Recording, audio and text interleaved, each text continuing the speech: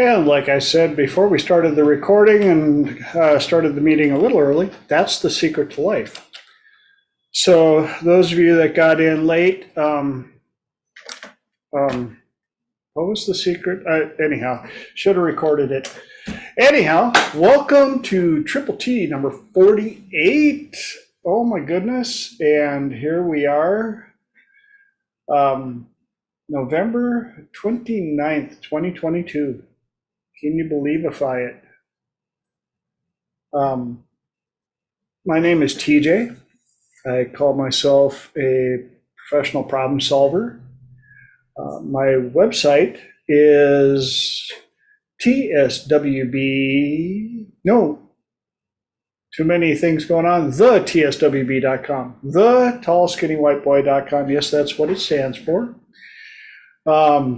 We are live on Facebook. I've got a YouTube page, which is TSWB Helps, which is what I was about to say. And I do offer a free 30-minute consultation. Just reach out to me. There's lots of different ways to get a hold of me. Send me an email at tj@thetswb.com. And please leave comments. I appreciate them all. I can handle them. But that brings us through, oh yes, and of course, if you're watching on YouTube, please hit the subscribe button, ring the bell, so you can get notifications for when we go live. Again, leave comments, share this with people.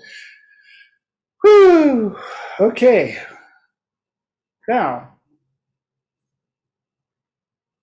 how are you guys doing? By the way, for those of you watching the recording, I have found out the recording will only show those people with their cameras on. So the other people who are watching in the shadows, or if you're watching YouTube, that's not being recorded. So if you would be so kind next time, jump in with us on Zoom. The information is on my Facebook pages, which is under my straight name, TJ Ziebell, Ziebell, or TSWB Helps, also on Facebook.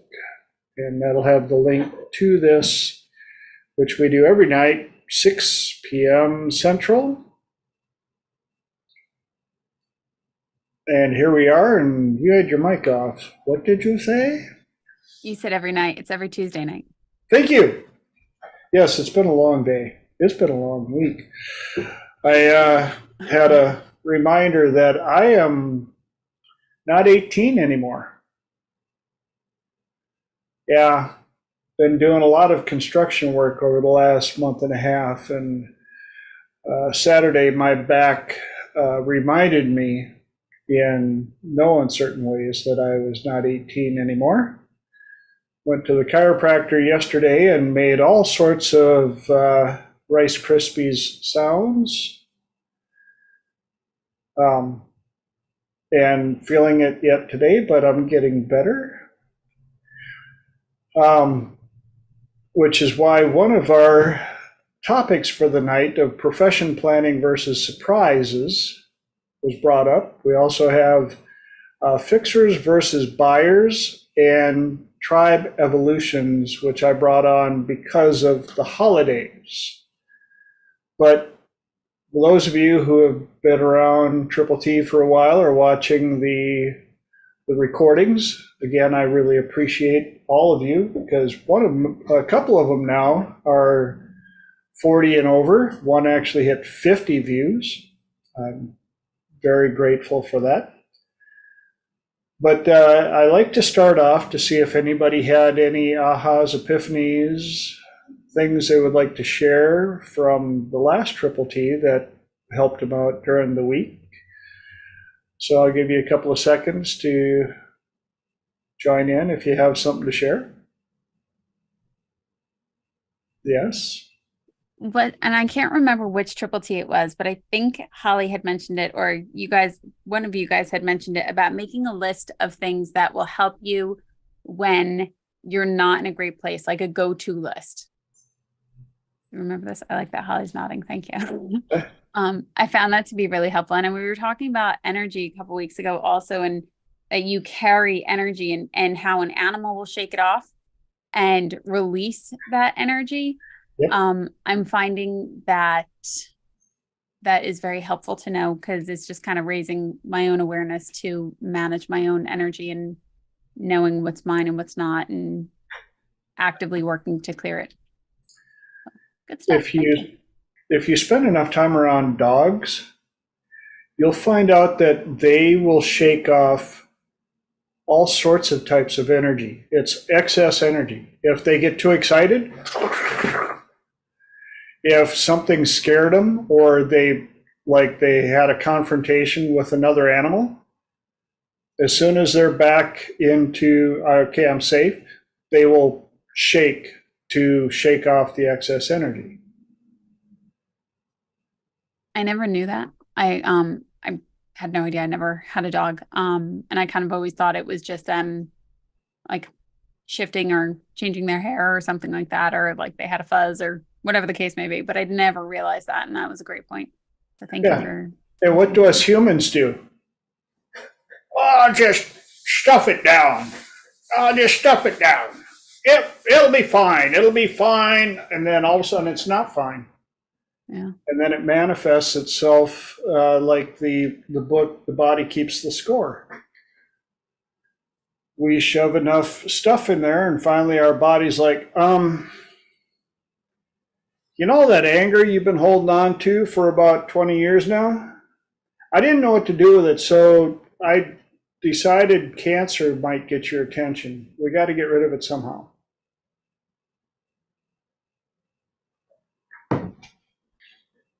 True enough to be true.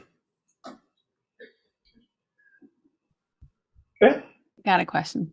How does that tie into Dolores Cannon's work, where she'll even say, you know, you came in and you did this to yourself. What did you want to learn? I try to make sense of that. Anybody's insight on Dolores Cannon's work? I know Linda's not here. The way I look at it is we have ways of dealing with emotions and things of that nature. And again, most of us choose to shove it down. And part of it is, environmental, back in the day, men don't cry, boys don't cry, stiff upper lip, don't show your feeling, and yeah, we're finding out probably not the best advice. Of course, now we've swung the pendulum so far the opposite way that, you didn't agree with me, I'm offended, And now we got, a generation that everything offends them and they take it completely. They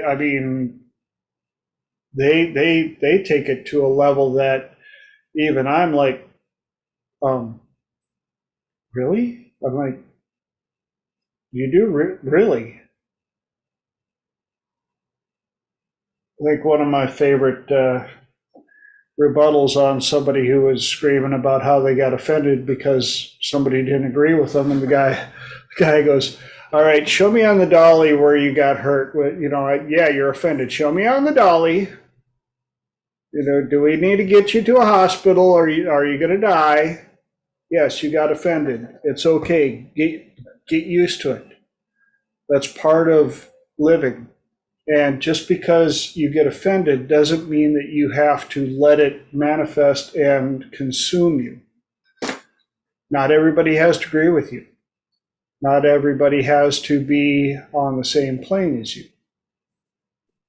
I think it was Simon Sinek who was just talking about how because of the pandemic, and I think the group that's here tonight is a little different in generation, but the younger generation and people in their 20s, this with the pandemic, work became their family, but also their venting, also their therapy, also their work. Like and it started to overwhelm, and that's why people can't focus. And he says, he's like, I want you to be able to come to work and share, but you need to be able to function. And there's a time and a place for it, of which I think, a time and a place has now become, when you're working with somebody and you're working through it, is a time and a place versus, I think they say, tell more than 3 people and you're wanting attention or something. That's not necessarily working through it as much as it is talking over, but time and place and context and stuff like that. Yep. Social skills. What a concept. It can be a challenge for a lot of them. So part of that is, again, learning, with all of the remote work that I'm seeing, it's not just the youngins anymore. Being around that energy and going to the office place and interacting with humans in person, feeling energies, dealing with that instead of hiding behind a computer screen and not knowing how to react to energies, is affecting a lot of people. And now we've got the holidays coming up, which is why I brought up tribe evolution. If you guys are up for it, we can jump right into some of the topics for the night, which is a perfect segue for that. Because with the holidays coming up, tribe evolution is something that I came up with working with a couple of my clients since the last Triple T. And a couple of them were, one client divorced, and the kids are taking the side of the other spouse.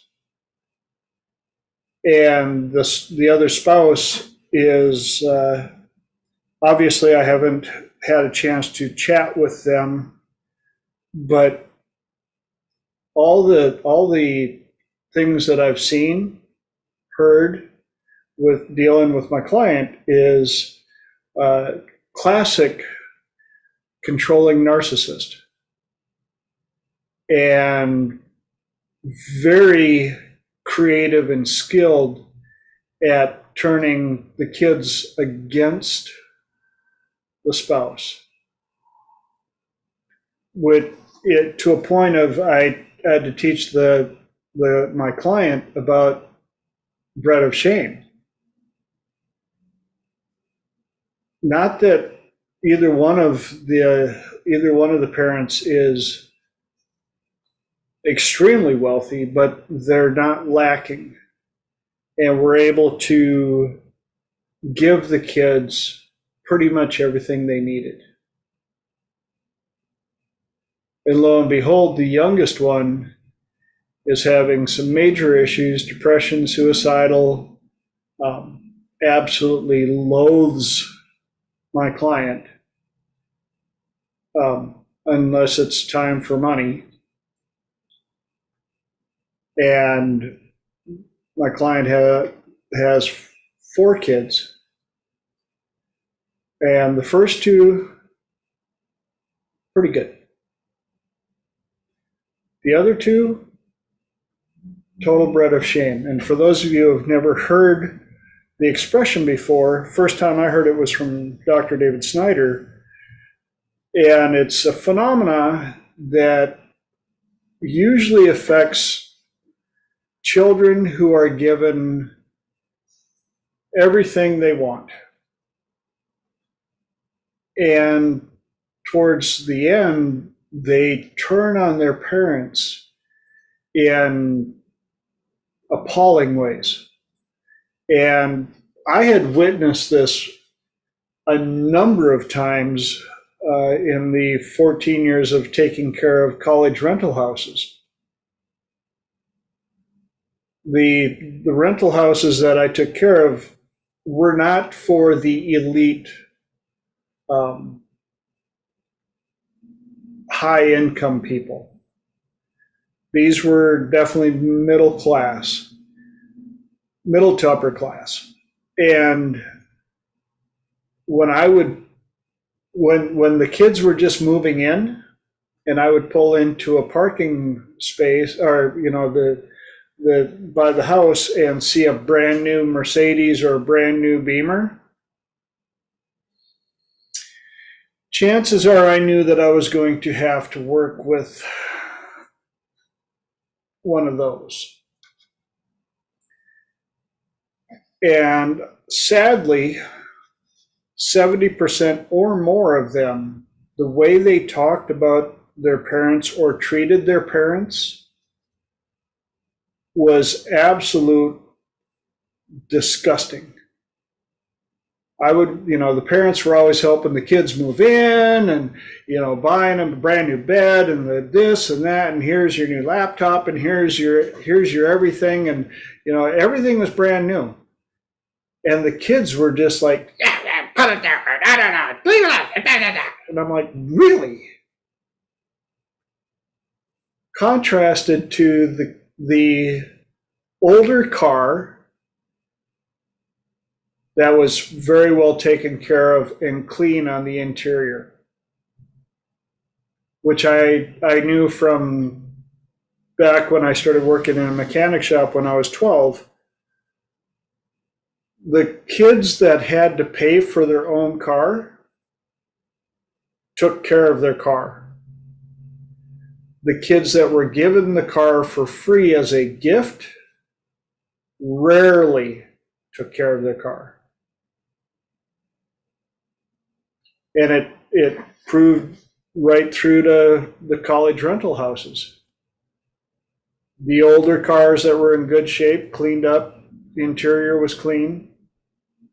Those were typically the kids that came from middle to low income families, who they were bringing in a bunch of stuff from home, including a lot of times their old bed, because it was cheaper to, rent a truck or something. A lot of times dad brought everything with his pickup and a trailer. And the whole family chipped in and stacked the house with everything, or they were going to Goodwill, things of that nature. And those kids treated their parents the way that I would want to be treated if I was a parent.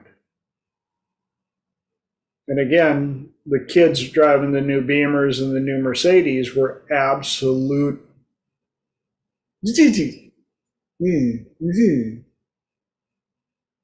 And not only to their parents, but to me. And a couple of them I would see at some of the restaurants in the area, because yes, I had to eat while I was, if I didn't bring, and they were the ones that treated the wait staff like feces. Their elite little tribe was the ones that they were kind to until something came. And that's why I called it tribe evolution, because a lot of times we forget that just because they're in the blood lineage, we are not required to keep them close in the tribe. Yes, you show up for the family event and they'll be there. But you still have the ability to decide your interaction.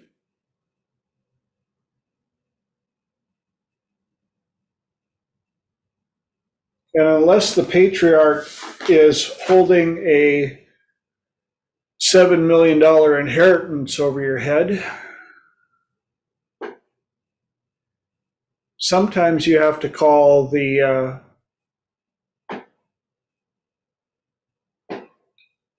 the challenging ones out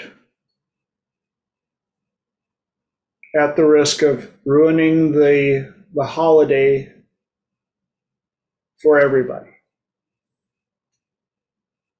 But again, it comes down to how much are we willing to take in, pack down, because of the fact that we are the empaths and we are the polite ones and we're the nice ones and we're the ones that don't like to stir the pot.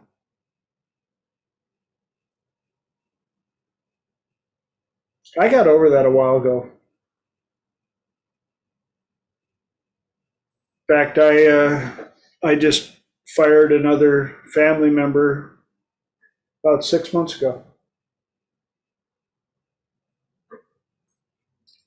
And I'm about to clean up my Facebook list again. There are just some people that, when you look at the benefit versus the expenditure, why are you justifying keeping them in your tribe? Anybody got any comments on that? I don't think I justify keeping them in. I just, because some people you can't just completely eliminate and say, okay, goodbye.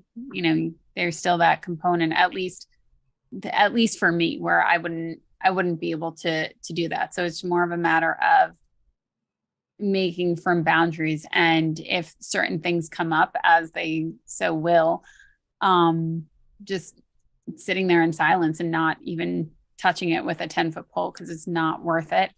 And even coming with like a warning, as in, we're just not going to talk about that, and that'll be that. At least that's what I find to be functional, without burning bridges. And it's not about burning the bridge, but you did point out setting the boundaries. And it will come down to state control and who holds the frame the longest. And I've found this true enough to be true. Pretty much every family has that one person who has zero to give, and they love to stir the pot, but they don't like it when the spoon is fed to them. And so those of us that, especially in this community, being a lot of us are learning to be wordsmiths and learning NLP and other forms of conversation.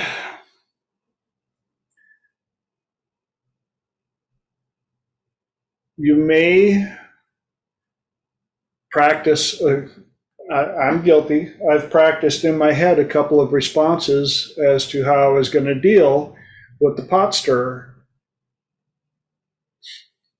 And the better we get at it, the more they hate it, because you have the ability to hold up the mirror. And the thing that they hate the most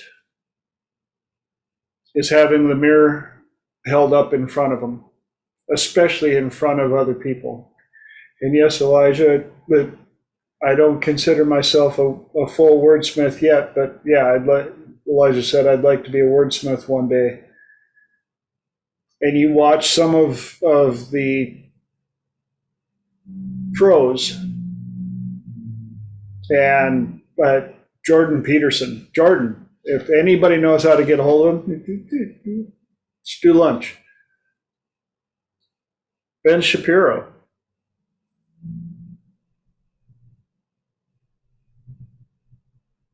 Michael Knowles. Watching those guys in action when they have to take the amount of heat and attacks that Dennis Prager. I love watching those guys under heat take some of the attacks that they get, Candace Owens. And you watch those guys and they take that hit and still keep their composure. They don't go into the yelling fit. They go into the, well, what about da-da-da-da-da-da? And the people are like, I,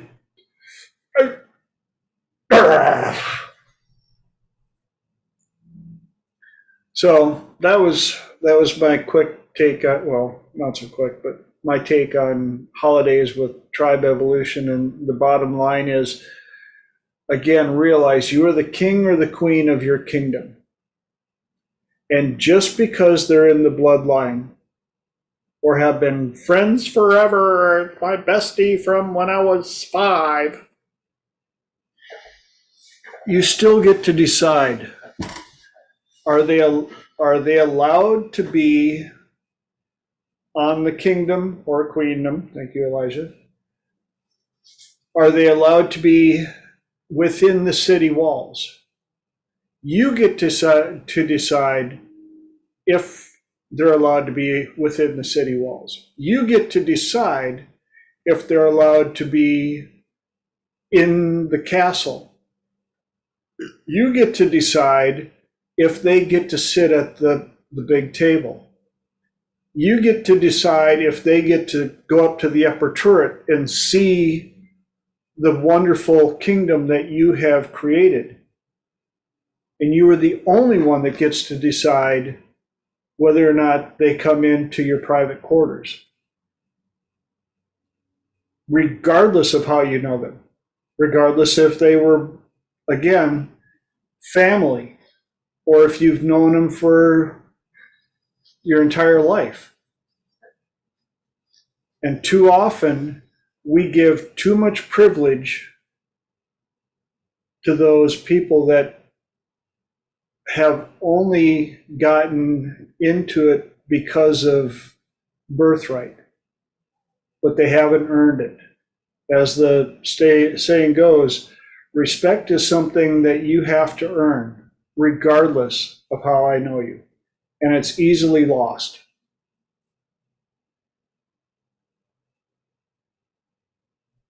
Protect your energy, protect your conscious. It's just a holiday. We've only got a few more weeks to go. Whee! Then we fall into the abyss of January, February, and March, where it's like time for the new beginnings, which is a perfect segue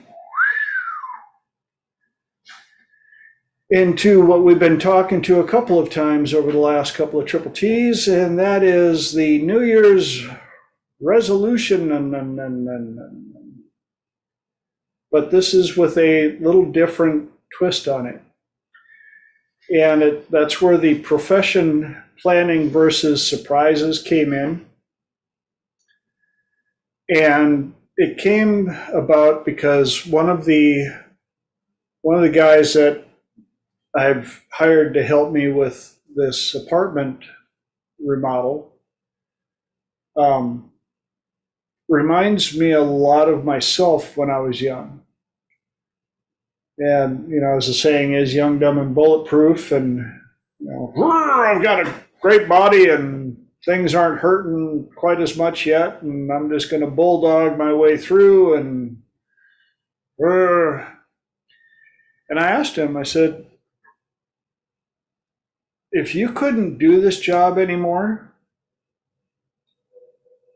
yes, I was young at one time. Still wake up feeling young sometimes, and sometimes I wake up feeling twice my age. But I asked him, if you couldn't do this job anymore, what would you do? And the look on his face and the length of the pause told me that he had not properly thought about that. A lot of people that know me know that I'm on profession 28. And it wasn't because I got I couldn't hold down a job. It was because for a part of my life, I was traveling quite a bit. And the small village where I grew up in, there wasn't a whole lot of those lifetime jobs. You just did what you had to do to pay the bills. And even though there are some corporate companies in the area where, I've got some classmates who are, ironically, they've been working at the same place for over 35 years. I'm like, I have no idea what that would feel like. But back to this deal, I said, when would now be a good time to start planning a profession change if you needed it? Construction is not kind to the body.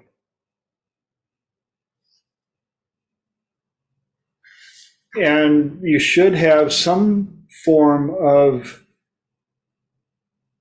side hustle, backup income, whatever, in the event that something comes up. He hasn't invested any time into figuring out how to do YouTube or Instagram or Etsy or LinkedIn or any of the above. And that's where I put in profession planning versus surprises.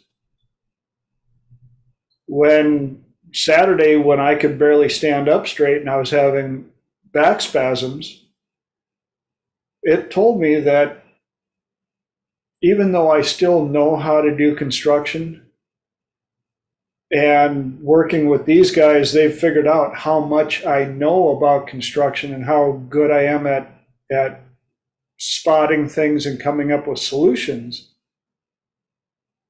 Construction is not my ongoing profession.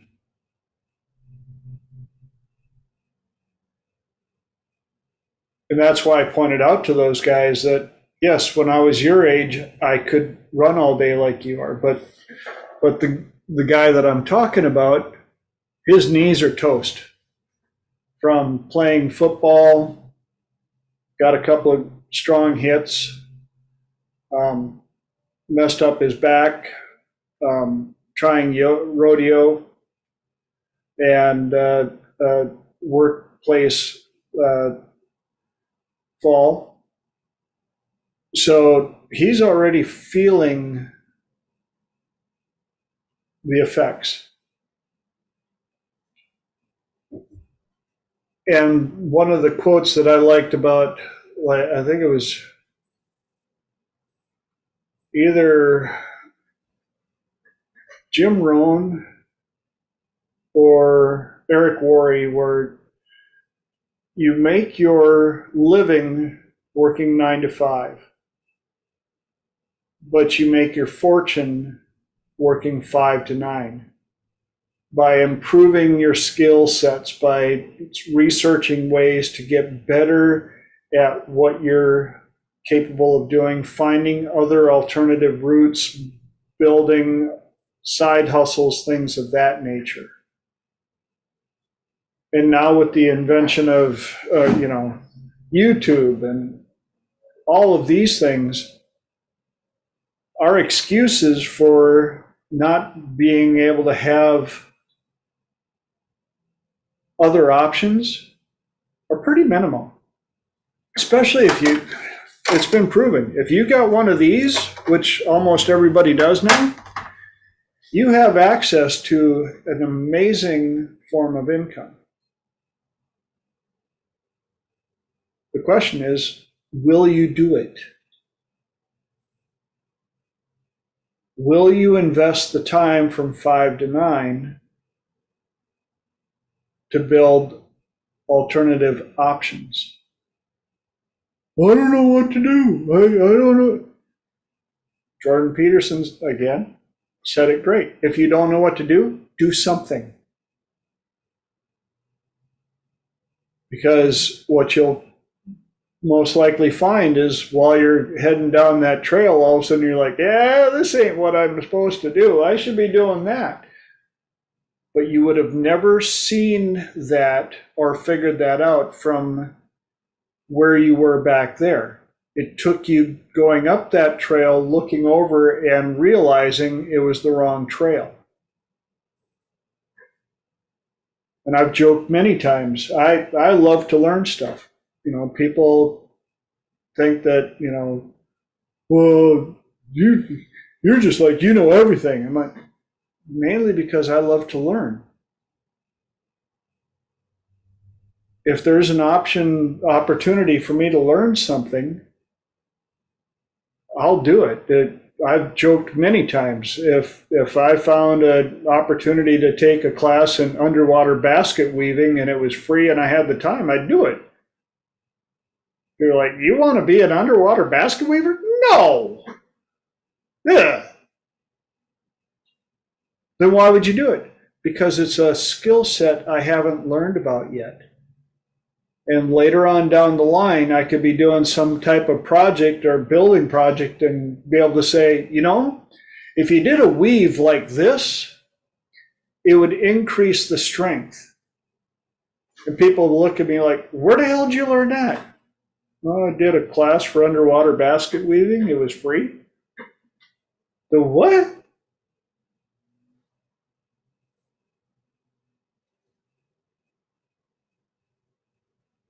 Any comments on that so far? I know I'm rolling pretty hard on these things, so I don't want to lose you guys in the minutia of.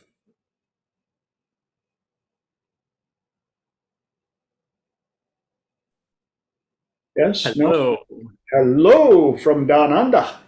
A wild Aaron appears, which is perfect timing because when I was thinking about Triple T today, last night, there's a time twister for you. I was thinking about this exact topic or something very close because I was curious from people in the group and TJ, you specifically as well, because there's this idea of golden path, right? Or at least that's how David describes it.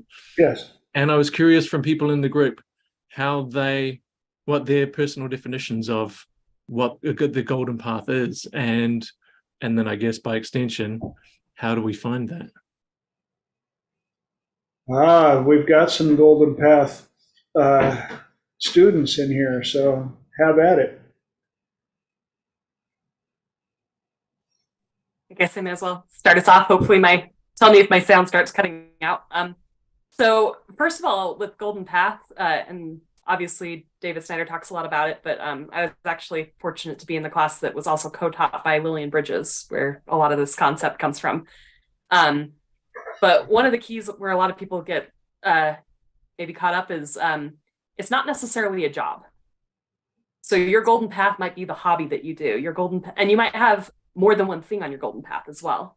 That actually came up when I was meeting other people, is realizing, gosh, some people, it's like they've got their two things and that's what they're doing their whole life. And, then other people, they've got 50 things that they've got to write their book and they've got to compose their sonata while they've also got to make sure they have grandkids and they're, all these things are on their golden path. But basically your golden path, Lillian, I think would say, is what you're sent here to do. And you're on it by the things that light you up. And if you want a clue, just write down a list of all the things you've ever done for a job for pay, write down a list of all of your hobbies, write down a list of, anything you've done, and start looking for the common threads. What do you see occurring over and over again? And so I wrote mine down, didn't think there was anything in common at all. And before I even handed her the list, she said, "You're supposed to be a teacher, aren't you?" And I looked down, teacher, teacher, teacher, teacher. Like I had that common thread. So just kind of a quick place to start. I'm sure others will have other things to add to it, but.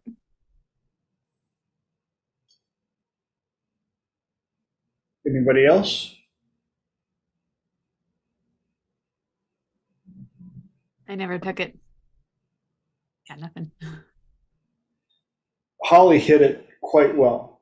And the little aha that I got from it, it was really easy for me because, again, 28 professions. Well, that's a pretty good thread line to follow through to see what there is in common. For some people that, yeah, I've worked this one job all my life. What do you have for hobbies? Not really anything. It's harder to dig out of them what they could be doing. It's kind of like, you need to start living. Like, try stuff out. If you're in this job because it's comfortable, but you're hating life and life is boring and you're feeling stagnant and your energy just isn't there, yeah, you're going to have to find something. When I had my list, I knew before she even got there. And she came up, she looks at it, she goes, yours is problem solving, helping people out. You just like to fix things for people and entertain. I'm an entertainer who wants to fix things, which is, this is right in my golden path, and thank you guys for joining me. But that's why I call myself, half jokingly, but not so much, a professional problem solver. Anytime I can help somebody with a problem or fix things or come up with a solution, my chi energy is just like, ee! And it's not even, look at me, I figured it out. It's more, yes, I figured it out.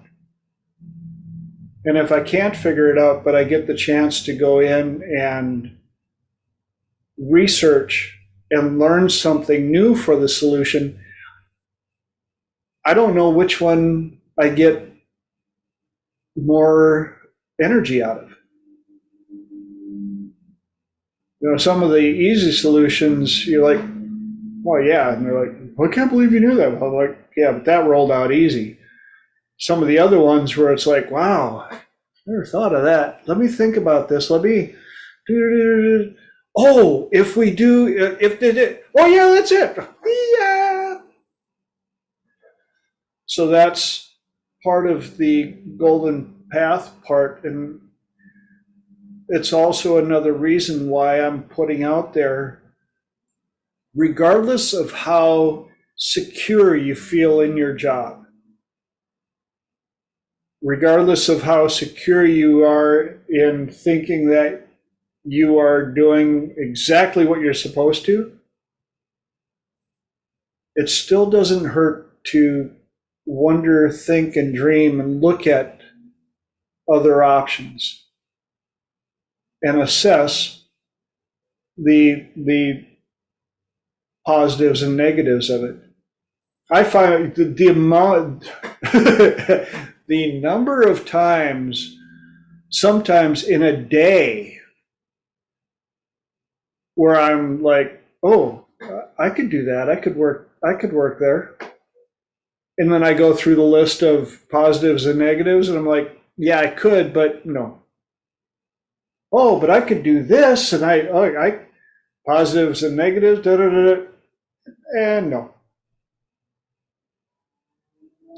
Yes, and yeah, I like Elijah's magics and the way you spell it. Common thread of mine is magics, and it's beautiful to have those insights. The amount of jobs I've been offered. Home Depot has offered me. I know that if nothing else, I will always have a job available for me at Home Depot. But I've told them many times they can't afford me. That, and I'm not a good employee. I've proven that many times.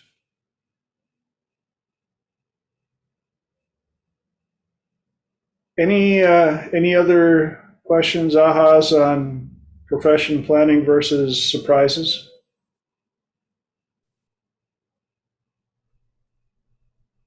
No?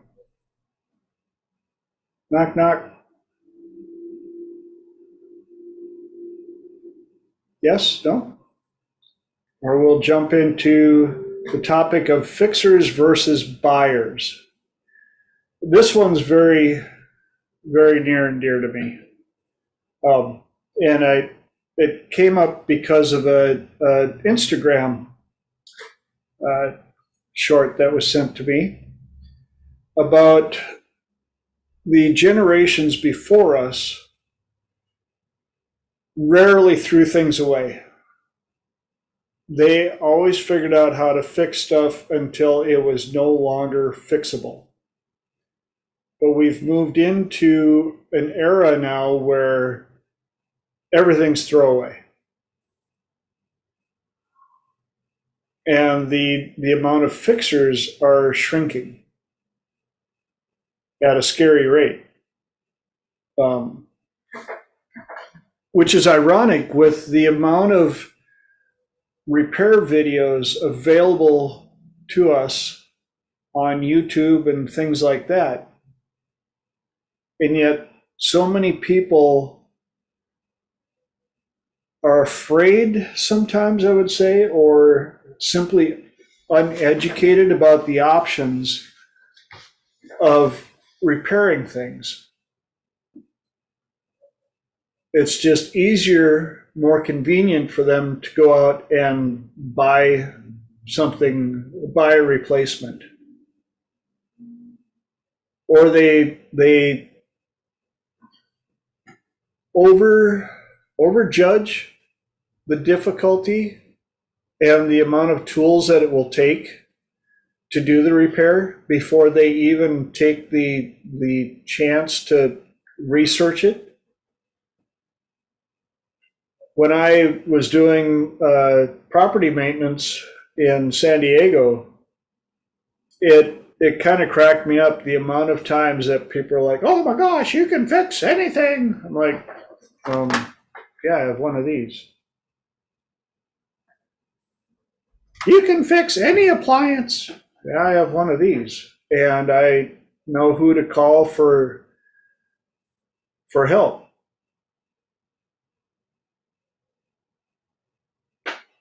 And yet the amount of stuff that I would end up with that was thrown away.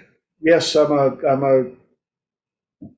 not even going to say I'm a recovering dumpster diver. I'm an adamant dumpster diver. The amount of things that I have rescued from the dumpsters and from the landfills, did an easy repair on, and was able to gift to somebody else is crazy. I know that easily I've probably kept 40 to 50 vacuum cleaners out of the dumpster or out of the landfill. The number of washers and dryers and refrigerators, and it's not even being able to repair them for the intended use that they were created for. There are so many videos and stuff on YouTube and Etsy and all these things for repurposed items. Like that old ugly ice chest or cooler that somebody built a wood cabinet frame and they dropped it in, and now it sits out on the deck, looks amazing. You open it up and it's just an old Coleman cooler. Saw one where they took a refrigerator that the compressor went out, which some of them, the amount of money it takes to do the repair is not worth it. Your ROI is not in style, but they took this old refrigerator, laid it on its back, built a nice wood frame around it, and that became an ice chest out by the pool. They would just lift the tops up, and one kept the chips and everything nice and cool and dry from the critters, and the freezer became filled up with ice and all the drinks. Another one I saw was an upright freezer. Again, compressor went out, was too expensive, was more expensive to repair than it was worth. But they turned it into a gun cabinet because it had all the shelves on the door for the ammunition, and it was tall enough for the long guns, and they tricked it out with dehumidifier bars inside of it and light, and it actually comes with a lock built right into, from the factory. Is it a absolute high security lock? No. But it's also secured under power of assumption. Nobody would assume that the old freezer in the corner of the garage had a bunch of firearms or any type of valuables in it.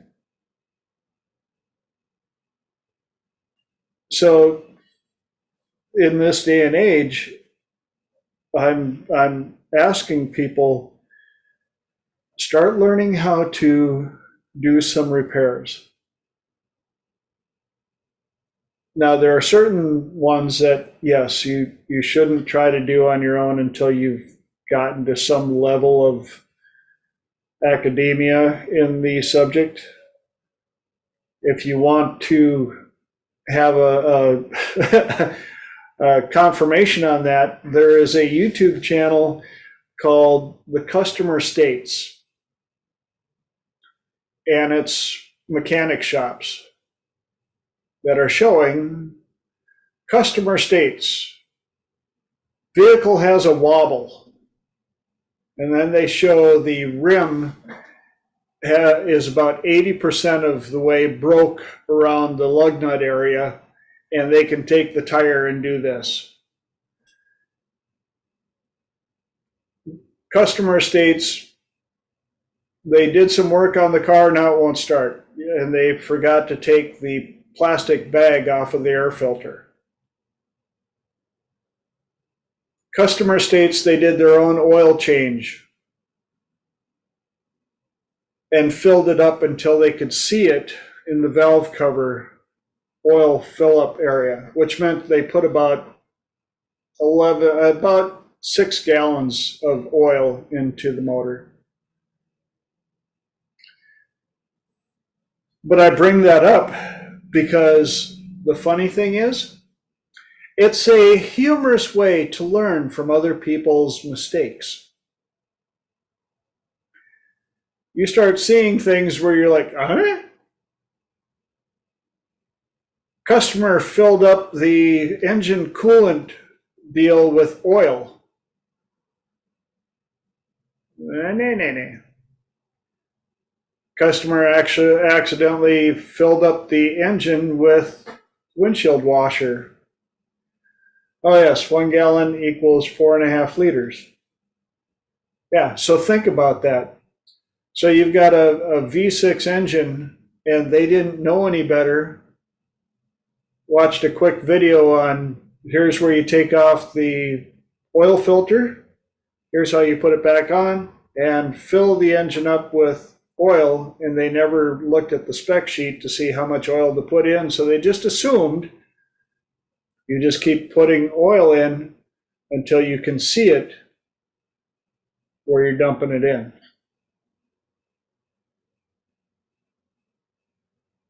One of my former girlfriends, actually ex-fiance, I've got a picture of her underneath the car changing her own oil. saluting me, telling me I was number one with a different finger because I forced her to change her oil. And I'm never going to do this. I said, I don't care if you never do it again. I want you to do it one time so that you can see where the oil filter is, how tight it needs to be on, where the oil drains out of, what it looks like underneath your car, so that when you take your car to Super Spiffy Lube and they do the dump and fill, and you get home and you look underneath and you see a drippity drip that wasn't there before, you don't have to drive back to Super Spiffy Lube to see if they can fix the issue. You look underneath it and you go, it's leaking out of the oil filter. Wonder why that is. And you can reach up and go, because it wasn't tight. Or you can see that your oil drain plug is about to fall out, and that's why you're getting some drippies. And you can save the motor. That's why I had you do it. Well, I'm just saying, I'm never going to do it. Also made her change her tire one time. It's not even flat. I don't want to wait until it's 3 in the morning raining when you're out in the middle of BFE calling me on the cell phone. I don't know how to change it. I don't even know where I'm at. I want you to know where the jack is, how to get the lug nuts off, where the spare is, how to get it out, and how to put it on. Again, you don't have to be the lead mechanic at Discount Tires, but you should at least understand these portions, these parts of the machine you're operating. Is that, you guys agree? Got any comments on that?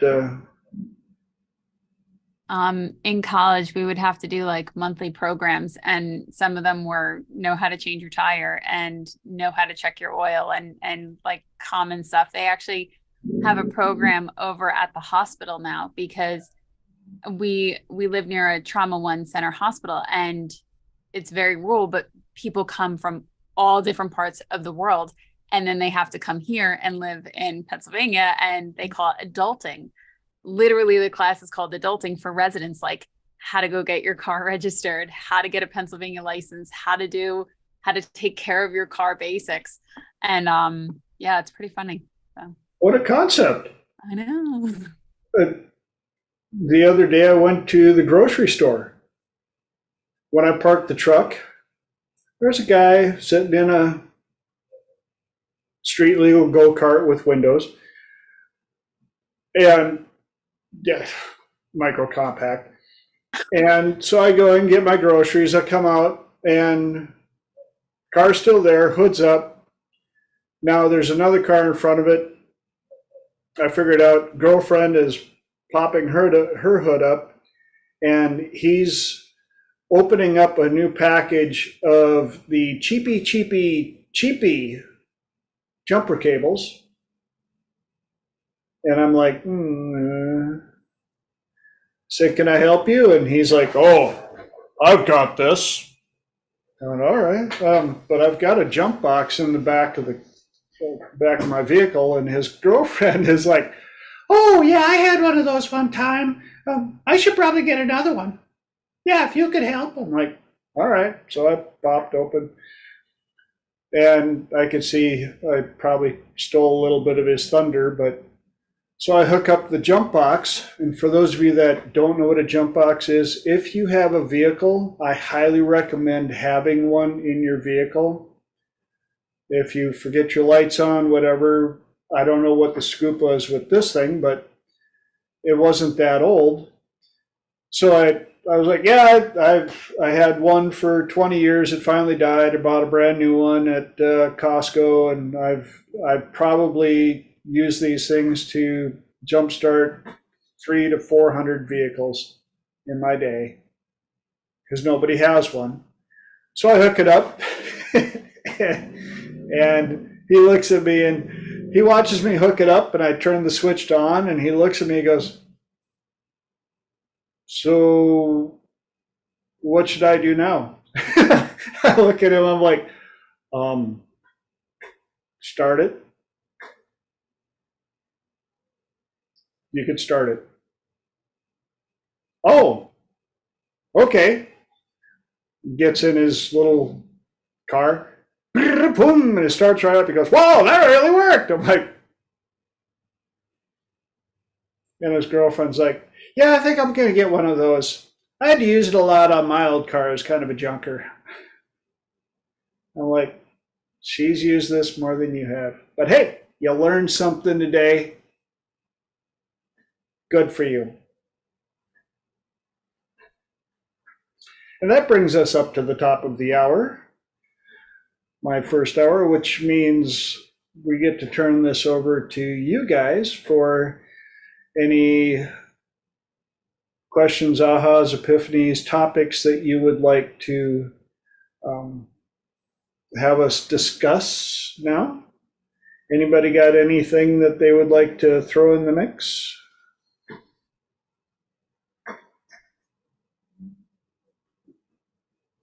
Oh, you had one, but it got stolen out of your car? Yes, you need to get a new one. And they're, the one that I bought was $90. They're like, "Oh my gosh, $90." I'm like, that's a lot cheaper than calling a tow truck or trying to find somebody in the middle of the night. And I found that a lot of vehicles have a very wicked sense of humor. They don't like to break down right in front of the mechanic shop. No, that battery will go dead on you. It'll be perfect the entire time until 2 a.m. when you shut it off at the wrong place, out in the middle of nowhere.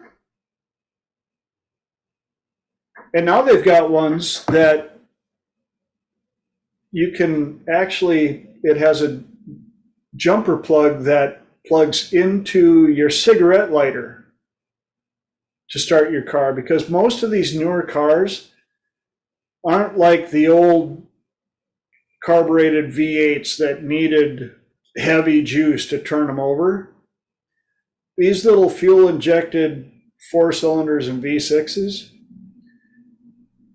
if your vehicle started okay just before this and you happen to forget a light on or something like that, it doesn't take a whole lot to spin it and get it going. So even the smaller ones that you can hook up through the cigarette lighter, if you still have one of those, that's still a direct connection to the 12-volt system. That'll pop it off. So. Yes, what's a cigarette lighter? When's the last time you saw a vehicle with a Tape deck, CD player? ashtrays in the doors and in the back with the cigarette lighter? I used to drive a fleet car and I had the roll windows. But it's so funny, like when you want somebody to roll their window down, you're like, you roll it down. There's a whole generation that stuff is just kind of, well, if you ask them, what does this mean? And they're like, roll the window down. Why is this the motion? Oh. I think, wasn't it Francine? I think it was Francine. And she said that her grandkids were over, but they were using the landline and they thought it was like the greatest thing that they'd ever seen. Yeah. Oh, it's a different world. Or the government stuff that still expects you to fax them stuff. And you're like, how am I going to fax you something? I got to find a place where I can actually find a fax machine. Like, for real? I can't just email you? No, this is the You government. could probably get an app that converts the email to a fax these days. Yeah, you have to. Which basically is an email that's sent in, it's like, could you take this video recording and chisel it in stone and bring the slab over to,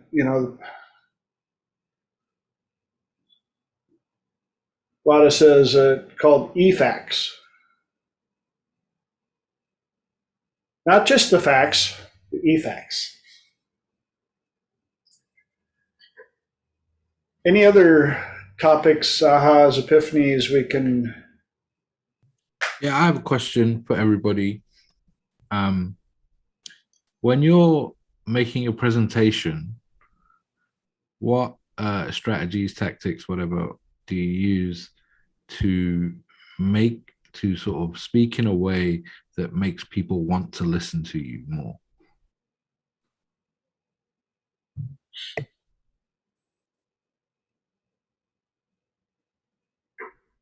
Come on, kids. Jump in. Oh, go for it, Lenore. The first thing, I probably will have more, but the first one that pops into my head is whenever I'm giving a presentation, the first thing I like to do is rehearse, and I'll step into the avatar of the audience, whether it's one person or a lot of people. And I just say, am I entertained by this? Would I want to listen to it? And if the answer is no, time to go back to the drawing board and come up with something else.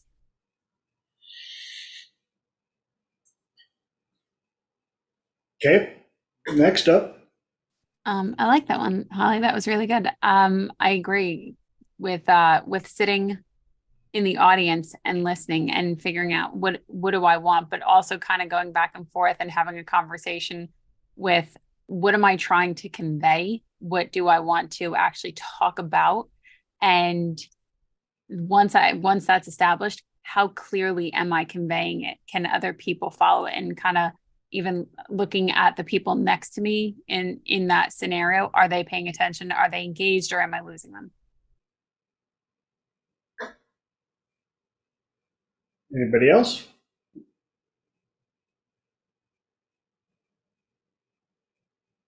Of course, What if we expand the question, so it's not just in presentations, but let's say you meet a stranger. How do you speak in a way, or what things can you do to the way you speak? And I'm not talking about like the content of what you're saying, but rather the structure of the way you say things that keeps them interested or keeps them wanting you to continue, rather than have them get bored or something. What mask are you wearing when you're talking to that person? Because it depends if it's male to male, male to female, and which way are you wanting to convey? Are you wanting to convey flirtatious? Are you wanting to convey friend and supportive and understanding? Or are you wanting to convey therapist and authority? So I think that would be knowing what you're wanting to present as, and what aspects you're wanting to show, because that will completely change your tone, your flow, your energy, every aspect of it.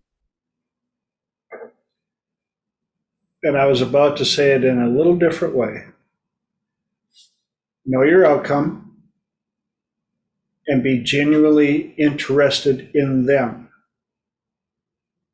Even if it's conveying information from them asking you questions, being interested in making sure that what you're conveying fits their understanding.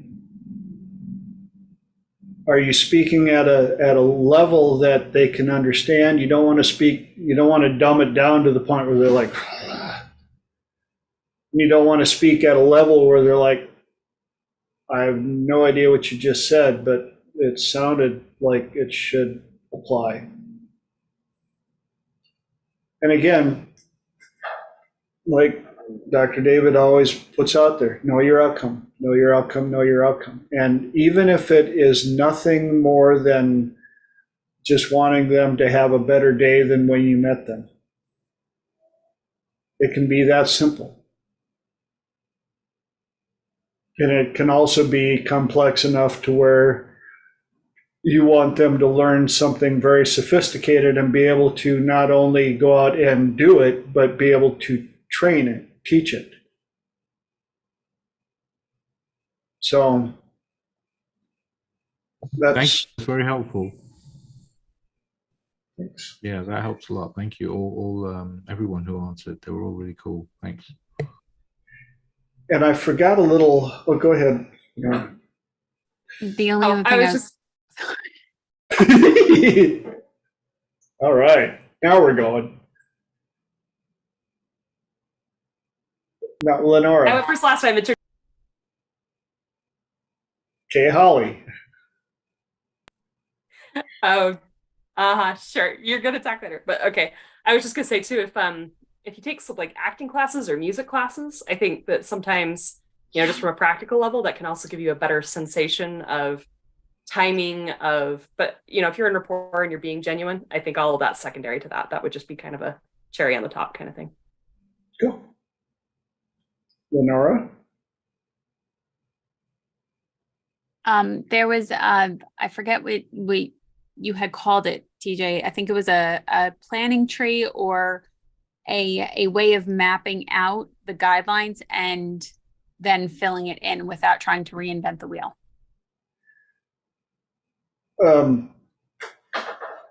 Was that in regards to presenting to? Yeah. Yeah. In that part, you want to be able to figure out topics without being set so rigid that you get thrown off if somebody asks a question or a squirrel crosses the road. Like even now, I had forgotten a point that I was going to make with the tribe evolution. And so remind me of that when we make sure that we've got this topic properly answered with everything that we can. So are we there? I don't want to cut anybody off. This is your time. So Elijah, were you thinking of something specific or just going really general? Well, Water? I do sometimes find myself absorbing the attention of those around me, but I never really know like how I did it. You know what I mean?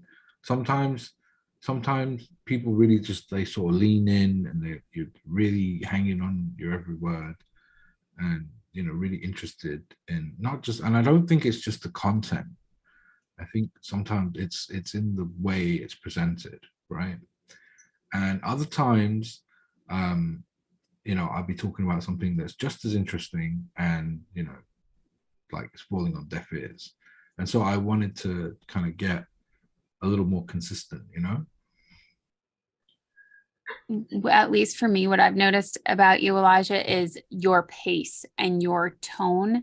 And when you add those pauses as you do and you speak very precisely, that I find is where you really excel. And you can see people, especially when you're watching the past Zooms or anything like that, you can just see people go right in. And it's because of the, at least in my very personal opinion, the rate and rhythm that you're choosing to speak in. That I feel like is because 70% of what you're saying is nonverbal. So it doesn't matter the words do matter, but what you're conveying and how you're bringing it forth and how you're pacing everybody is really where you have excellent magic. Thank you. That was quite flattering. you also have to remember that you're dealing with humans in their natural environment. And you don't know what kind of day they had before they got to you or what's on their mind. I've had to remind myself of that many times as well, because I love to share information, teach, train, and some people just absolutely jump in, and other ones are like, okay, are you done talking now? I gotta go eat a biscuit. And you can't take it personal, because again, you don't know what's going on inside of them. You can only do the best you can, know your outcome, and as the saying goes, do the best with the tools, knowledge, and energy available to you, and let it ride from there. Any other input, comments we want to add to this? Ooh. Oh, one thing I will add to it. Vin on, I think it is, excellent at teaching points regarding speaking. And one of the ones that I found humorous but on point was when he talked about, he went to a speech therapist or a speech coach, and when he went into her office, she had a piano, and she just started hitting one key. And after a while, she looked at him and said, "So how do you feel about things right now?" And he's like, "I'm a little anxious." She goes, "All right." Then she started playing a sonata, and she goes, "How do you feel about that?" And he goes, "Much more relaxed." And he said, "You have to remember sometimes that you have to be able to take your voice all over the place like music, because too many people get into that nice little tone that is very even, and especially some of those that have not had a whole lot of interaction with people. Nothing against engineers, but I have noticed a couple of engineers that have about 3 octaves available to them. So you have to be careful about that as well. Beeler? Yeah, I like his stuff.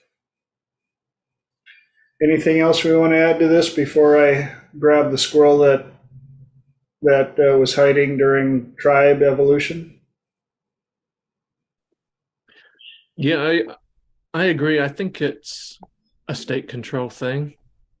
Like, I think the state that you're holding when you're delivering the message is really important to getting the audience on your side or not. And that's kind of really what makes a difference. TJ said, know your outcome, which is obviously important. And the relevance of what you're talking about becomes important. Like if you've got a set thing that you're talking about, but then people start asking questions, probably most of the time it's better to then veer in the direction of what they want to hear, because then it becomes more relevant to them and they become drawn in. But overall, I think, yeah, it's the state control, and it's what you, the energy that you're bringing to it as you're talking about it. Because I've got a friend who, he'll tell me about a new bread maker that he bought, and he'll kind of talk about it in such a way that after 5 minutes, I'll be kind of like, I have no interest in buying a bread maker, but I really want this bread maker that he has, just because of the way that he's talking about it. So, it kind of illustrates, as Lenora was saying, it's more the energy that you bring to it rather than necessarily even the content, and you can respond. You can respond on multiple levels. You can respond to the energy completely independent to what's even being said. And to TJ's point about the varying the voice tone, I keep thinking, like, what's the right state? And there's probably not one right answer, but I think probably passionate is a good one to start in, because you can be big and passionate, and you can gesture and you can get attention and it's kind of flashy, but you can be quiet and passionate and slow and passionate, like you were saying about Elijah, Lenora, and slow and passionate can draw you in just as much as the big thing. And if you have the right state and you have the right, if you're holding the right thing, the voice tone will take care of itself, because you'll become congruent with that. And then it becomes, like TJ was saying earlier on in a different context, it becomes a frame, or to use the term, the longer I hold the passionate frame and you're in my space and we've got this feedback loop going, the longer I hold passion, the more you're going to shift into passion, simply because, that's the dominant energy of the time. That's my rant. And Vin actually did a short on that as well, about when is it appropriate to be quiet or speak softly. You want to throw those in as well, especially when depending on the subject. But he said sometimes you have to keep the audience on their toes. They don't know what to say. They don't know if you're going to be loud and boisterous or if you're just going to bring that point in that makes them realize something has shifted.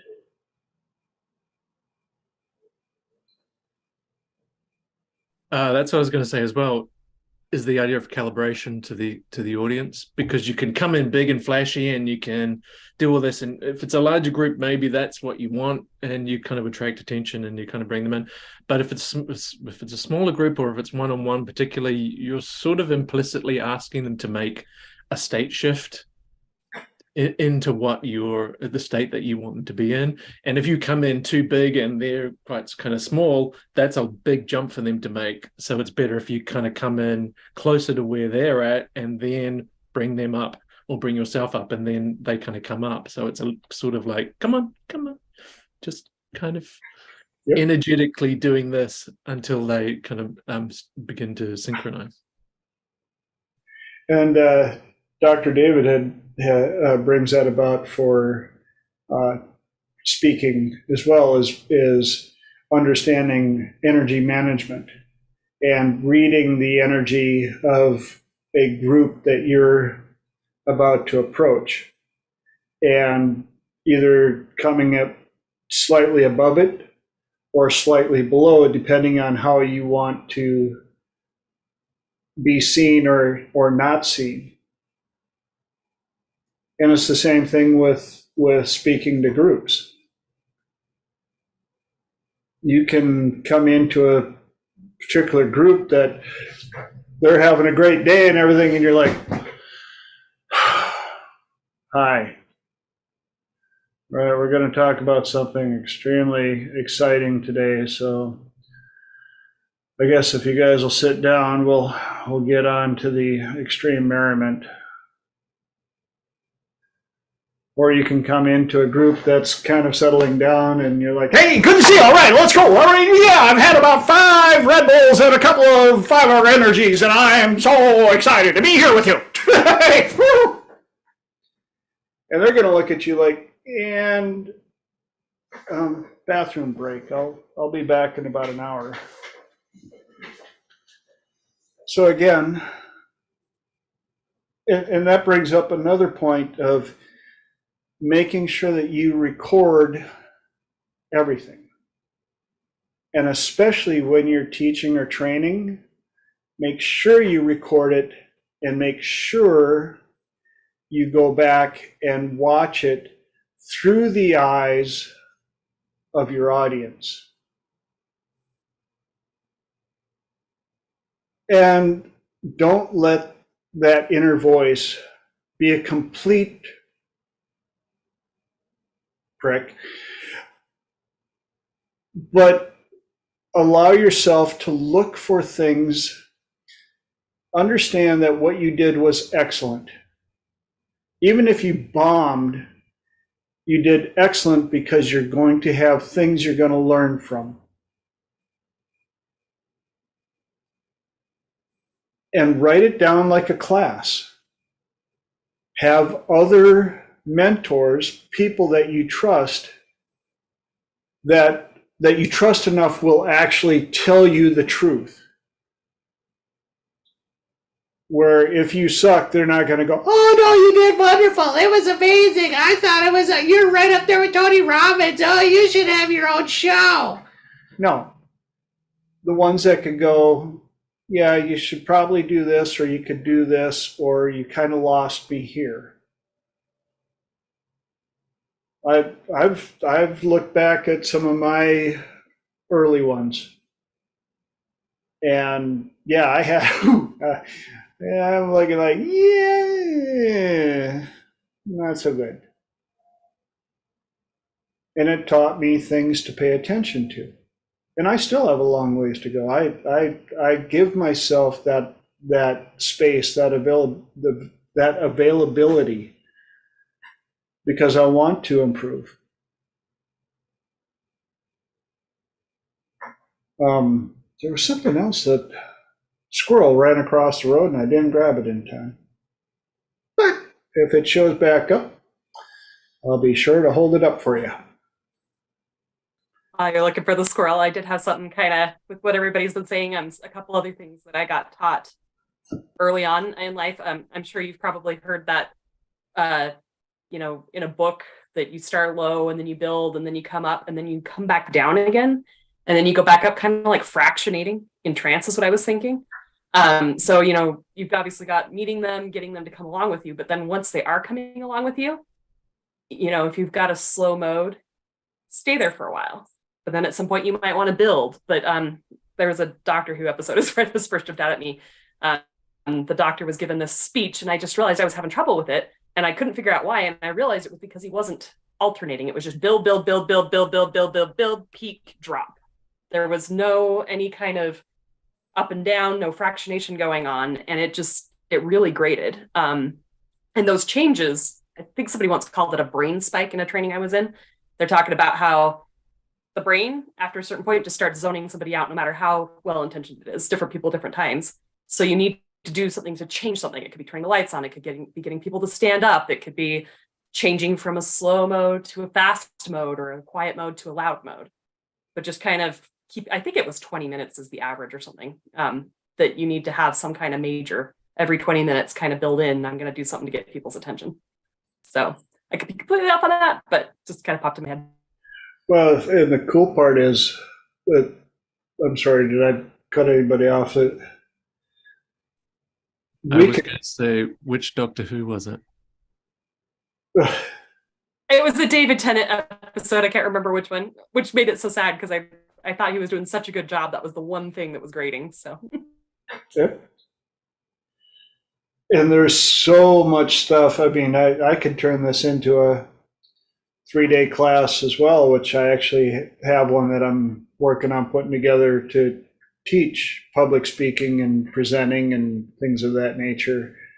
One funky little deal I learned from, this one, Train the Trainer class right here, was if you're teaching a class live, and of course now with all the hybrids and everything, even if it's a 2-hour class, that doesn't require you to have 2 hours of content. It requires you to have 2 hours of control and attention. And you want to have as much interaction as possible and questions and things of that nature. That's why I'm always asking you guys for interaction and things because I don't know if any of you have been to any of those 2-hour lectures where it's straight talk, no break, no nothing, and the brain will only absorb as much as the butt can withstand. After about an hour and a half, your butt's going, we ain't moved for an hour and a half. We're checking out. Everybody goes offline. I've got control now. We're bored. Duh. So one of the things that Adam Markell was teaching through Peak Potentials was you can do a lot of group interaction to improve their involvement in their interaction, but it also buys you time. And one of the things he said, make sure that you learn to like tea, fresh tea, not brewed tea. And so you have your little hot pot of water and your cup and your tea bag. And you go, all right, so now I would like everybody to take out a piece of paper and a pen that we provided here with your name and logo on the little cute little package you hand out. And I would like you to, we're going to take 10 minutes. I want everyone to write down the 5 best things you remember about your childhood. Meanwhile, I'm going to sit back here and I'm going to make myself a cup of tea. And I'm going to watch you guys as 10 minutes of this 2-hour presentation tick away. And I'm going to stick my pinky out while I enjoy my tea, whilst we burn up 10 minutes and you get something out of the presentation.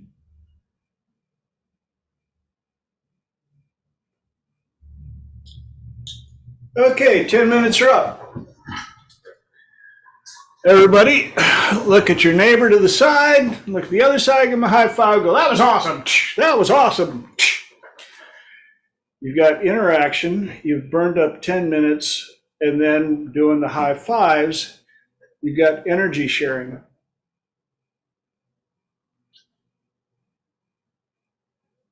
And all of a sudden that 2-hour presentation goes by just like that. And you have people going home with something tangible that they came up with. And I ain't gonna lie, that's why the second hour of Triple T is devoted to your guys' interaction, because I didn't want to be a 2-hour talking head. Which those of you that know me well enough know I can pull off 4 hours of talking nonstop, no problem. I all for it. So was that good? You can type in the deal yes if you enjoyed that little section there. That was great. That was great. See how that worked? Like the energy bit. I think just kind of thinking over some of my better work, because I do record everything and I do review, and I'm like hypercritical of my own performance. But I can see where some of the things that you guys mentioned fit into some of the really good ones, and also how some of the ones that I was really critical about, where one or two of those elements might have been missing. So I appreciate it. Thank you. Yeah. I appreciate it. Yes, Laura. I would equate it to like an athlete getting in the zone. And I find that I try to do this every day because I know that I want to feel a certain way. So going back to that list that I had mentioned earlier, having these go-to things of how to get in your space, how to get in your zone where you feel the best so that you can present the best and that you can be on your game and really walk away from the interaction going, I'm really, really happy with how that went. That would be would that be considered priming? There you go. Yes. There you go. Uga chaka, uga chaka. There's an anchor. Now I've got 2 other things I can share with you guys if you want. One is for live presentations. And the other one was a squirrel that just ran away, and I'll probably remember as soon as I get up, and if you're up for the information for live presentation.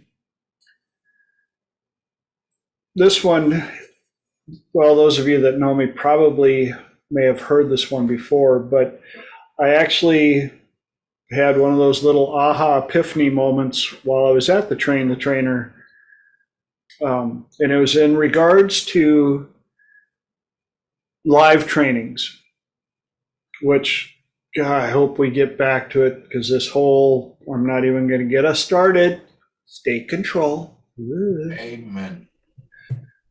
But when we're back to enjoying live presentations, because we're all had it with computers, one of the things was taking questions from the crowd.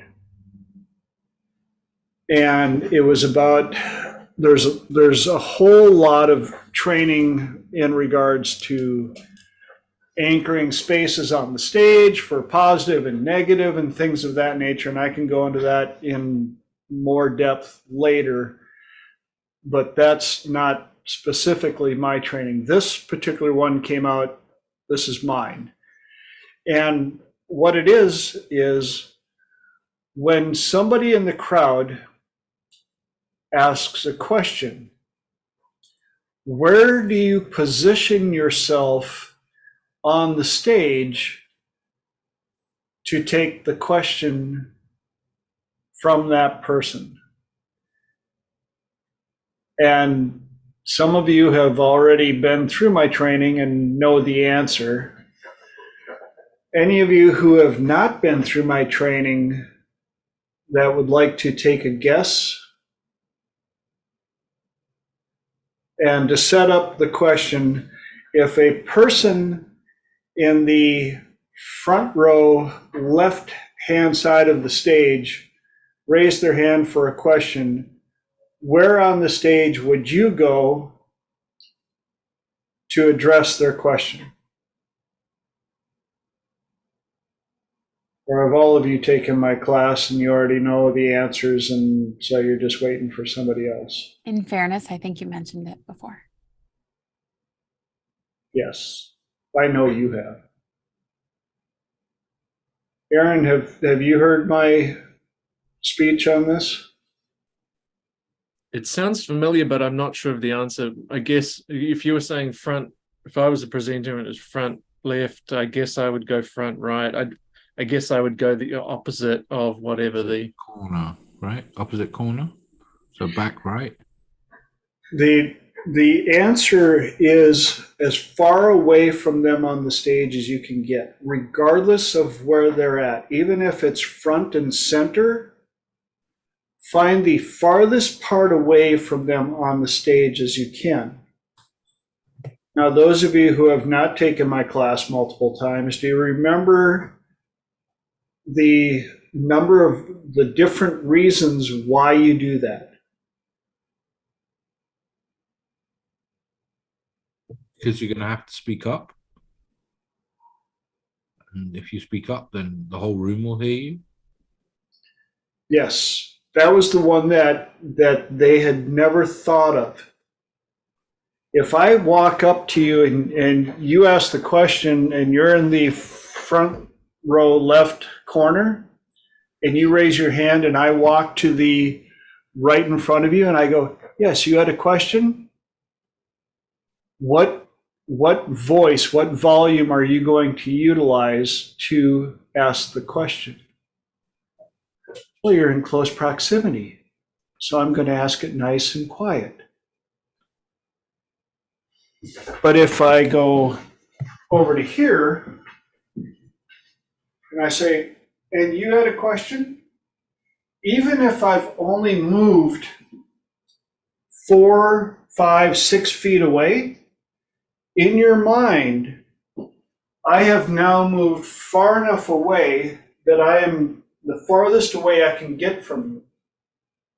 As such, you will automatically raise your voice and project it with a much better chance of those around hearing the question, which you'll still want to repeat as an echo process, but it'll help not only you to hear it, but for the person that's asking the question to project the question. Does that help?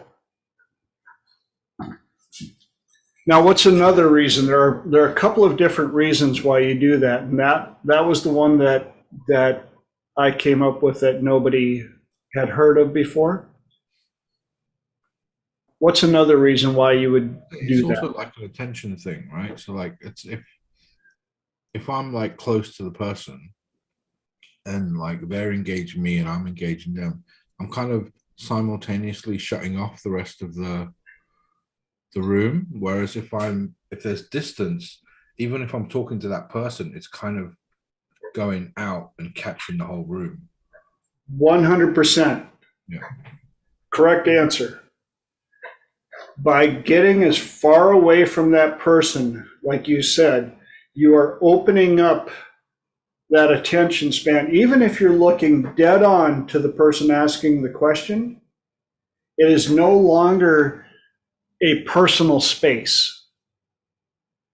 You are backing into a community space, allowing that person to ask the question.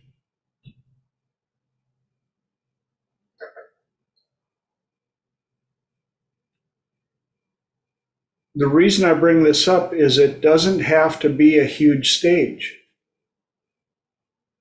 It can be a group of people, even in a circle.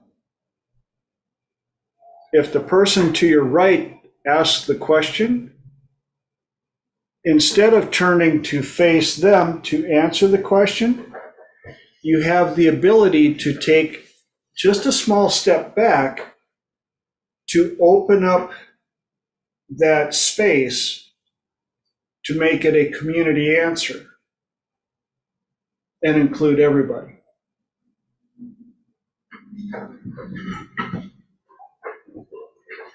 These are all like little things that you don't really think about, but you find that, you know, if you've been doing it a little while, like, you know, teaching classes or leading groups or something, you find that you kind of do it naturally after a little while, but you don't necessarily realize until someone points it out that that's what you've been doing. That's the whole thing right there. You don't know what you don't know. Once it's pointed out to you, then it's a choice. And you watch some of these speakers that seem to be so phenomenal on stage.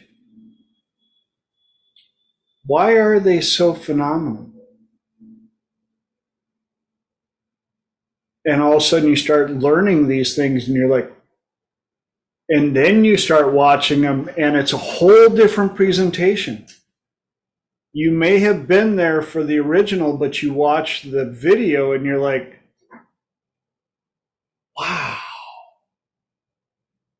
Just like with the anchors for the good and the bad. I saw that look, Lenora. Yes, I called you out. I will answer that one.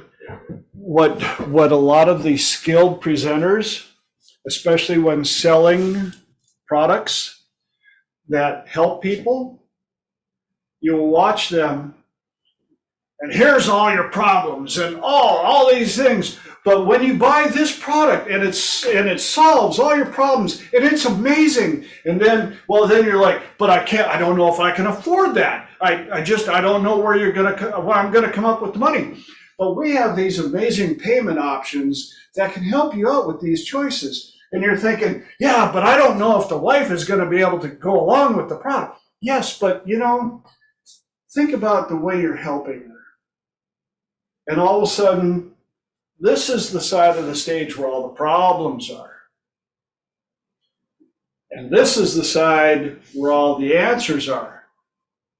And what side of the stage do you do the call to action? So are you going to sit there and are you going to think about it and let the opportunity pass you by? Or are you going to run to the back and make an investment in your future? Right now. And yes, Elijah, spatial anchoring is so powerful, and especially to the people that have no idea, yes, that G-Hart vector is you would have like presuppositions as well, right? Like yes, all the when you go to the back of the room, you're going to find yourself in a line. Don't worry, we have enough copies for everyone that's here tonight. It's going to be very limited for the, you know what I mean? So you're already in your mind expecting like, oh, everybody's going to run to the back of the room and sign up, and I might have to be in line, but I'm reassured that, you know what I mean? So it's like, it's almost like it's another form of seeding. Yes, and stories. Yeah. And don't worry, last week we ran out. So we added a couple of more spaces. You know, we pushed it, you know, the staff's getting a little stressed out, but we've added 3 more slots. Last week we sold out. So if you're wondering whether or not you should do it, just think of how amazing your life will be when you sign it up and you've completed the course and you've got all the knowledge.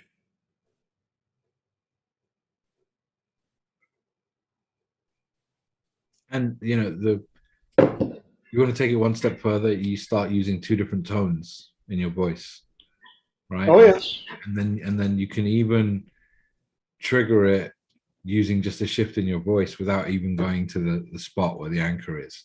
You know, you could, Well, I guess, maybe just gesture in that direction. You know what I mean? oh yeah. Yeah, it's crazy. It's crazy strong. That's why I say this is a 3 to 5 day course on the advanced is like a freaking 10-day, 12-day intensive. Like, yeah, it's crazy. Yeah.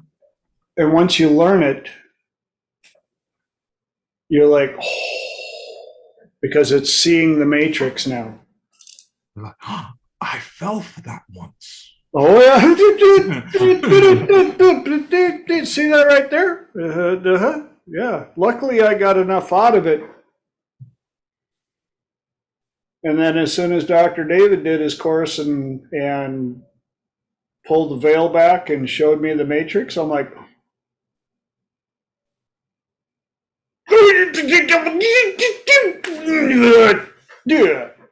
yeah, it works. It works. I got a piece of paper that verifies quantifiably it works. Yes, Lenora. Okay. I'm asking a ridiculous question. So there's your No. presupposition. Yes. Because how do you, like, internally, if you're thinking, and even if I was thinking like I'm Dr. David Snyder and trying to sell this, or T. Harv Eker, internally I have a whole other thing going, fudge. And they believe in their product. That's the thing. Yes. but even as much as you believe in it, that can you what they're believe in it selling really will 100%? make a difference in your life. And if someone is not going to get a benefit from it, then they shouldn't sign up. Yes. But It would, wait. Let's hear the objection. Come on. What was the objection? Come on. No, go. I'm typing it. You're good. I'm typing it. Don't worry. Well, here's the thing. If you found a cure for cancer, you knew it was the cure for cancer, and everybody was very skeptical. But you knew all of these sales tactics, and you knew that if every person that you could get to go back there would be healed, which ones would you not use?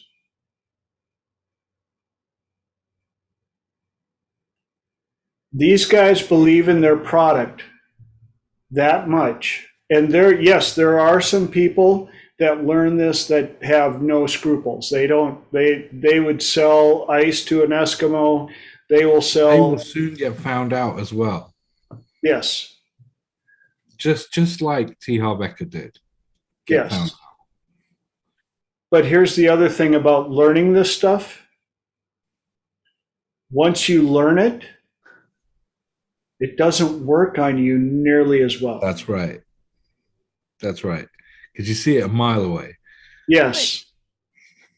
But you're then saying 100% of the time with 100% certainty, you will get massive benefit. Like, at least for me, whereas, yeah, no, that's like guaranteeing that you can solve the entire world's problems. And yeah, no. Mm-mm. Right, because it just violated your values and criteria, finding out that it can be used by the dark ninja, but it can also be used by the good ninja, and we teach it to anybody possible so that they can see when the dark ninja uses it. But I feel like that it's being conveyed like 100% of the time. This will work, whether good or bad, whether whomever of all the people that we've observed and It's not 100%, but it is so effective that they will do it. I like I'll to throw think in there. Go ahead, Holly. I was just gonna say I have similar problems with it as well, because the way I see it is there's basically four kinds of customers. There's the customer that your product is going to help, and maybe even a lot, and they want to buy. There's the customer that isn't going to be helped, and they don't want to buy. Those are pretty easy ones to deal with. Problem customers are the ones that it's not going to help them. It's not a good fit, but maybe they're going to have their minds tricked. Like if you use the wrong manipulation tactics, you're going to trick them into buying. And then you've got the people that they really do need your product, but they need these kinds of tactics to help them get to the place where they're willing to buy. And so, the dark ninja is not going to care. They're going to try to sell to all four people. But I think that, as we're saying, like, if you put other layers, for instance, you set the intention, I only want these techniques to be working on the people it should be working on. I only want to attract the customers. A big one is, we talk about qualifying your customers. Just because they come running back to the back to sign up doesn't mean they automatically get to buy. Maybe they're going to go through your free, if you're doing sessions, maybe they're going to go through your free intro session where you're going to see if they really are a good fit. And if they're not, you're going to let them walk out the door. You're not going to push it on them, if that helps. I don't know. But no, thank you. I like that one. And again, it comes back to who you are.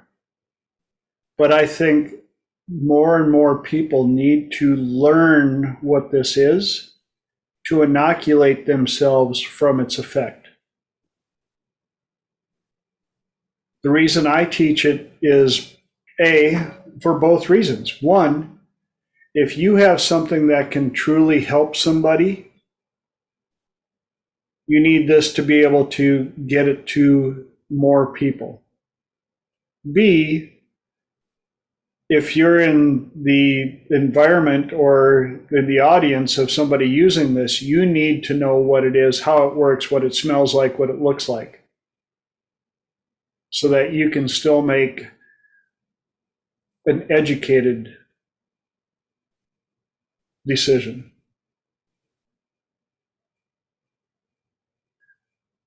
Luckily, the course that I ended up buying has helped me, and that's this one right here. And I've shared my knowledge and my abilities and my skills with as many people as possible, so I've gotten the value out of it. But I, at the time, had no idea how it was done. And knowing it now, I'm like,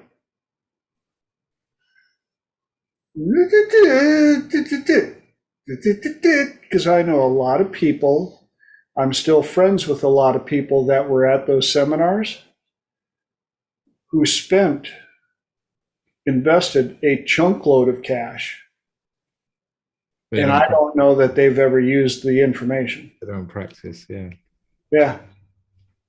Yeah. That's why, I used to only do one a year. I used to do one training a year, and I'll come back a year later, sometimes the same trainer, sometimes different trainer. And sometimes you'll see some familiar faces that you've seen the previous year or in years gone by, seminar junkies, right? Who go to the seminar, they like to get the buzz and the high feeling they get by the end, like, woohoo, yes, I learned something. Yep. Did you really learn it? Right. And I would go away for a year and like literally should do my best to just apply what I thought I learned, right? And watch replays and and whatever.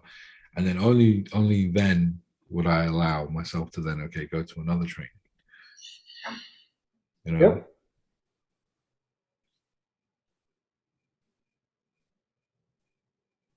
It's what I like about this second hour.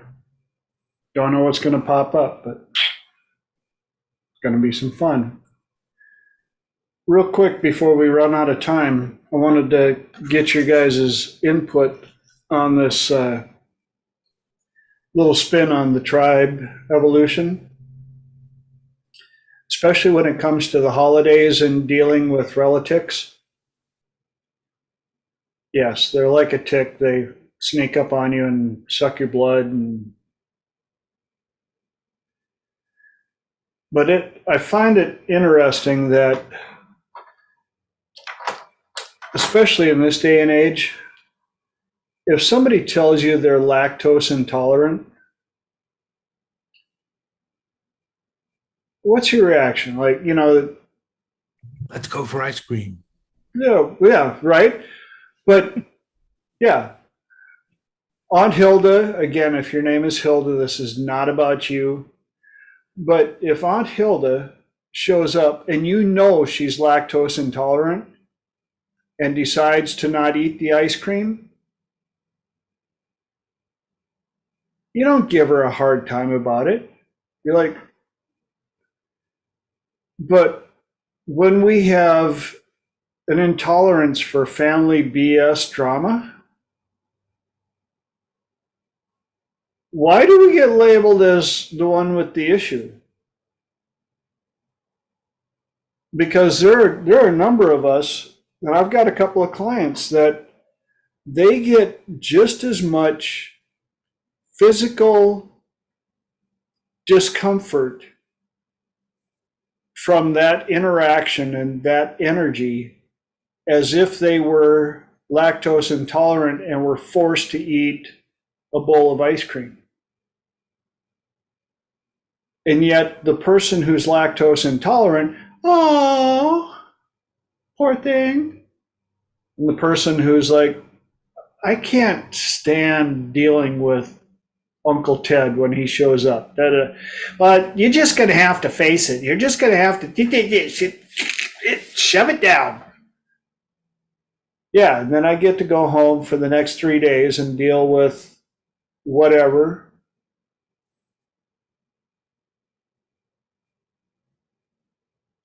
And I think part of it, we just have to, understand that, one, you don't have to put up with it.